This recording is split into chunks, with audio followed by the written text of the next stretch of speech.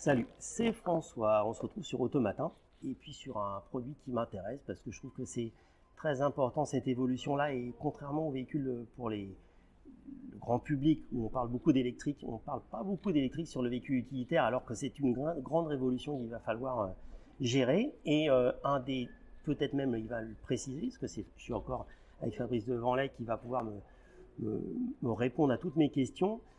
C'est Ford est un peu le premier sur ce segment et sur un positionnement qui n'est pas sur le petit transit, c'est-à-dire le 1000 kg, le tout petit véhicule entre guillemets qui était une traction, mais c'est plutôt sur les véhicules de plus grosse taille, donc qui sont propulsion de base et qui sont plutôt des 2 tonnes, en fait 1 tonne 8 de charge utile pour le véhicule électrique. Donc on parle du e-transit qui arrive et Fabrice, il arrive sur ce positionnement-là.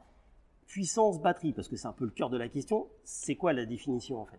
Alors en fait c'est très simple, on a eu la chance d'avoir déjà des véhicules électriques avec des grosses batteries, en l'occurrence la Ford Mustang Mach-E, donc on prend la batterie de la Ford Mustang Mach-E qui fait 75 kWh total, 68 kWh utiles, que l'on a pu installer sous le plancher, parce que c'est la grande force également des véhicules utilitaires, c'est qu'ils sont un peu plus hauts et on a énormément de place sous le plancher, parce qu'ils sont très grands, très longs, très larges.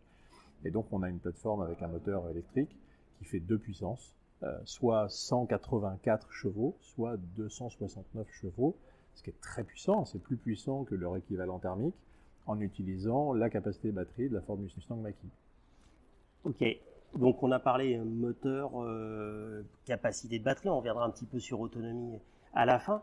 La carrosserie en elle-même, donc c'est un gros véhicule, donc ça commence pour ceux qui ne savent, on va parler L1, L2, ouais. L3, H3, H2, H3, donc c'est la hauteur et la longueur, donc on commence à L2, H2, mais on va très loin derrière. Exactement, en fait pour harmoniser les dimensions des véhicules utilitaires, les normes ont été créées avec des normes de longueur, donc L1 c'est les petits véhicules, les fameux 1 tonne, les 6 mètres cubes, et puis ensuite on a L2, L3, L4, et puis en hauteur pareil, H1, H2, H3. Donc chez nous, sur le e-transit, le transit électrique, pour les fourgons, on part de L2 jusqu'à L4, et en hauteur, on va de H2 jusqu'à H3. C'est-à-dire qu'on couvre quasiment 95% des configurations possibles demandées par les clients. L'idée, c'est d'avoir le véhicule le plus proche du véhicule thermique possible. C'est-à-dire qu'en fait, en termes de différence, c'est très simple, il n'y en a pas. L'espace intérieur, c'est le même, la charge utile, c'est la même. La seule différence que vous allez avoir à l'usage, c'est que le seuil de chargement, pour accéder à l'intérieur de la cabine, c'est 3,5 cm d'écart. On précise, mais il n'y a absolument aucune différence. Un point utile, donc c'est des fourgons, mais c'est aussi du châssis pour être équipé carrossier. Exactement. On a également développé une version châssis simple cabine, donc en fait la cabine à l'avant et ensuite un châssis échelle derrière, qui permet au carrossier de l'aménager en mettant une benne, un système articulé, entre guillemets à la demande, parce que les véhicules utilitaires sont des véhicules qui sont extrêmement personnalisés. Ils répondent à des besoins très spécifiques de chaque entreprise, chaque artisan, chaque demande. Sur la version fourgon, il y a un petit... Alors, ça fait un peu gadget, mais quand on est bricoleur, ou en tout cas artisan, on sait que c'est un point important. Donc, il y a une petite surprise à l'arrière du fourgon. Oui, on a cette particularité qui a été développée également aux États-Unis sur le F-150. Ça s'appelle le Ford Pro Power on Board. Donc, en fait, un système électrique embarqué qui permet à l'artisan d'avoir une source électrique disponible à la demande, n'importe où qu'il soit, pour faire fonctionner d'autres outils. Une scie circulaire, une perceuse, une cafetière, là en l'occurrence parce que c'était le cas. Et cette puissance de 2,3 kW est disponible tout le temps, partout qu'il soit.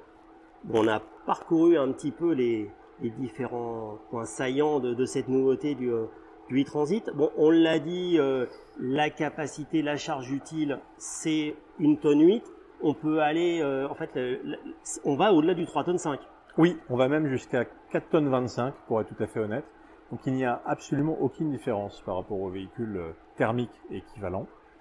Ça a vraiment été l'engagement et le parti pris des ingénieurs qui ont développé ce véhicule, c'est que pour l'artisan, il n'y a pas de différence. Même pour les aménagements intérieurs, par exemple, les aménagements des panneaux de tôle ou des différents un pupitre, par exemple, pour transporter du verre, on fait des aménagements sur les côtés. Il n'y a aucune différence. Quelqu'un qui a déjà un transit thermique, s'il veut déménager ses aménagements spécifiques pour les mettre sur le nouveau e-transit, il peut le faire sans aucun problème. Toujours 750 kg de remorquage, Donc l'idée, c'est vraiment de faire en sorte que pour le client artisan, quel qu'il soit, il ne soit pas contraint sous prétexte qu'il passe à la mobilité électrique en fait. Donc avec cette batterie de 68 kW utile, le cycle WLTP d'homologation, il donne combien de kilomètres? Ça, c'est probablement la question clé, parce qu'en fait, l'autonomie, c'est la question, entre guillemets, première ou principale du choix du véhicule. Aujourd'hui, avec la configuration qu'on propose, on va jusqu'à 317 km d'autonomie théorique qui correspondent à un usage très spécifique, à un usage urbain ou périurbain, probablement avec une charge utile réduite à son minimum. Ces véhicules-là, leur principal usage, il est urbain, périurbain, extra-urbain, mais ils ne sont pas conçus pour faire de grandes distances. Et d'ailleurs, pour ceux qui veulent faire de grandes distances, nous allons garder une offre thermique en parallèle, de façon à répondre à ces besoins qui sont des besoins très spécifiques.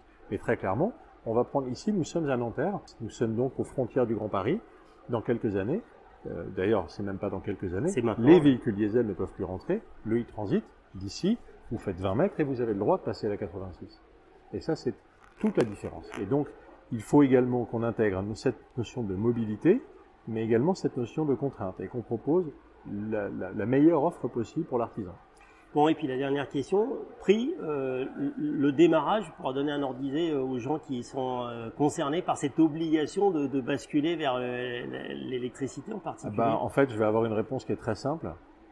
C'est pas du tout arrogant, mais c'est le meilleur et c'est le moins cher, puisque nous allons proposer la plus grosse configuration de batterie, donc 75 kWh, à moins de 50 000 €. Et aujourd'hui, ça, sur le marché, ça n'existe pas. Ok, merci beaucoup Fabrice pour tous ces détails.